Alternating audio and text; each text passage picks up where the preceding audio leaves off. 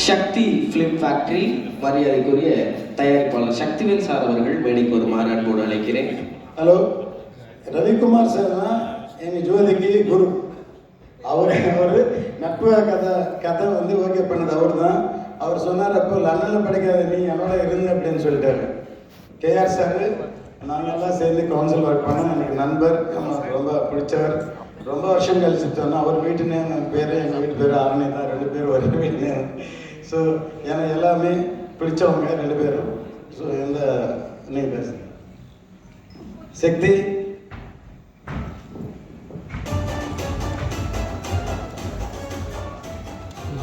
சக்தி வந்து முதல்ல எங்கள் ஆஃபீஸில் ஒர்க் பண்ணார். ஒர்க் பண்ணி அப்போ ஞானவேல் கூட இருந்தார்.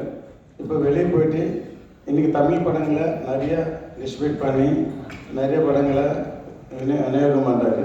அவர் இந்த வந்ததுக்கு அவர் தேங்க்ஸ். அனைவருக்கும் வணக்கம். ஹேமரத்னம் சார் வந்து ரொம்ப எமோஷனல் ஆகிட்டார். கவலைப்படாதீங்க, இனிமேல் எல்லாமே சக்ஸஸ் ஆகும். ஏன்னா இது வந்து வெயிட் பண்ணியிருக்கு பாருங்கள், 5 வருஷம். அவர் வந்து டெபுட்டி சிஎம் ஆகிட்டு அதுக்கப்புறம் தான் ரிலீஸ் ஆகணும்னு எழுதியிருக்கு. எல்லாமே விதின்னீங்கல்ல, அதுதான்.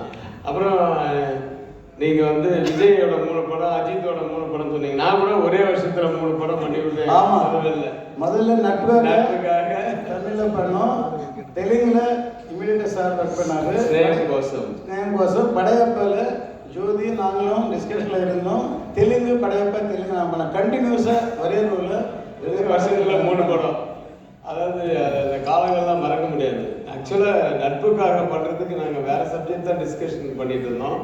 அப்போ ஒரு நாள் ஜோதி வந்து சொல்லும்போது ஒரு லைன் சொன்னாப்புல, இது வந்து என்ன ஒரு மாதிரி டிஃப்ரெண்ட்டாக இருக்குது, என்னோட டைப் ஆஃப் ஃபிலிமாக இருக்குது, நான் இந்த மாதிரி எமோஷ்னல் ட்ராமா ஃபேமிலி சப்ஜெக்ட் தான் பண்ணேன், அது மாதிரி இருக்குன்னு சொல்லி அப்பாட்ட சொல்லி அதுக்கப்புறமா அவர் அந்த படத்தில் ஃபஸ்ட்டு படத்துலேயே கதை ஜோதி கிருஷ்ணான்னு போடுற அளவுக்கு பெருசாக வளர்ந்தாரு. அதோடு நான் விடலை.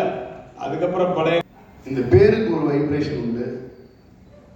மிகப்பெரிய சூப்பர் ஸ்டார், மிகப்பெரிய நடிகர்கள் படத்தில் நடிக்கும் பொழுது என்ன கிளாஸ் வருமோ, ஏஎம் ரத்னம் அப்படிங்கிற ஒரு பேர் வரும்போது தமிழ்நாட்டோட பட்டி தொட்டியில எல்லாம், தமிழ்நாடு இல்லை ஆந்திரா, தமிழ்நாடு ஆந்திரா 2 இடத்துலையும் பட்டி தொட்டி வரைக்கும் அந்த பேருக்கு வந்து மிகப்பெரிய கைத்தட்டல் இருக்கும். ஏதோ 1-2 சம்பவம் பண்ணிட்டு வந்த தயாரிப்பாளர் கிடையாது, பண்ணது அத்தனையுமே சம்பவம் தான். ஒரு 30 வருஷத்துக்கு முன்னாடி இந்தியன், நம்மளால யோசிச்சு கூட பார்க்க முடியல, இந்தியன் படத்தோட தயாரிப்பாளர் வெறுமனே பல கோடி ரூபாய் பணத்தை எடுத்துட்டு வந்து படம் பண்ணவர் கிடையாது.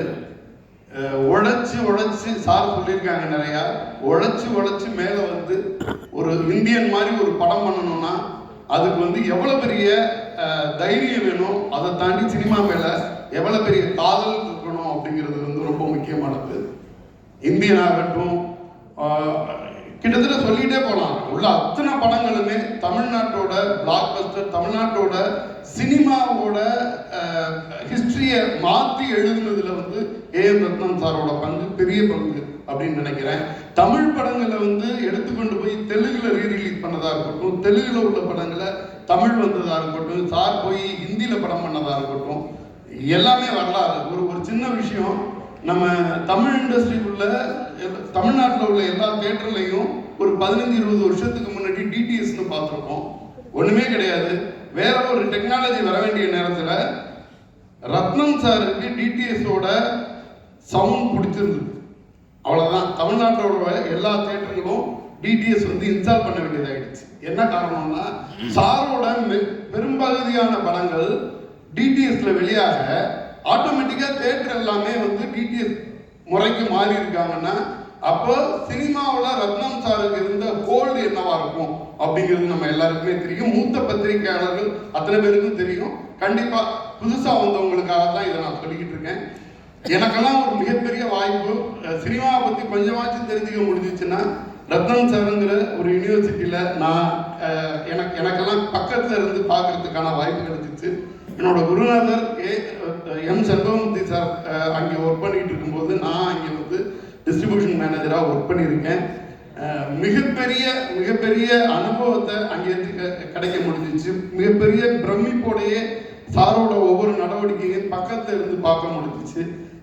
என்ன சொல்றது, என்ன ஒரு 7th ரெயின்போ காலனியோட ஸ்கிரிப்ட் எடுத்து அப்படியே படிக்க சொல்லுவாங்க. நான் எந்த வேகத்துல தமிழ்ல அதை படிக்கிறேனோ அதே வேகத்துல அதை வந்து தெலுங்குல டிரான்ஸ்லேட் பண்ணிட்டு இருப்பாங்க சாரு.